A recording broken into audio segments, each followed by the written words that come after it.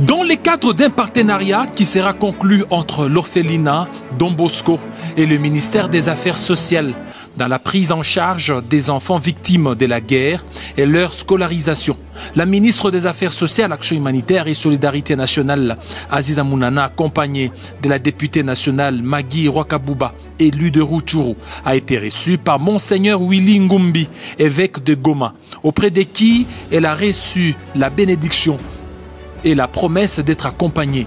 J'ai beaucoup aimé de voir son souci qu'elle a de pouvoir venir en aide aux enfants orphelins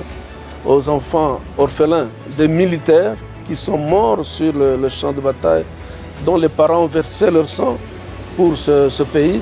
Il est important que ces jeunes-là qui sentent que le pays les aime, et le pays les considère, le pays veut les aider à devenir quelqu'un dans leur vie parce que leurs pères ont vraiment versé leur sang. Direction Don Bosco. Après avoir palpé les réalités de l'orphelinat, Aziza Mounana a remis un lot important des vivres et non-vivres pour une période de 3 mois. Ces gestes n'ont pas laissé indifférent l'élu de Rutshuru. Eh ben, moi j'ai beaucoup aimé parce que je vois que c'est une femme de terrain et puis elle pose des actes. C'est ça qui est bien. Elle pose des actes. Là où elle a fait des promesses, par exemple ici à l'école Don Bosco, elle avait promis d'accompagner les prêtres. Voilà, donc l'orphelinat a pu avoir un stock de nourriture et ça fait quand même chaud au cœur.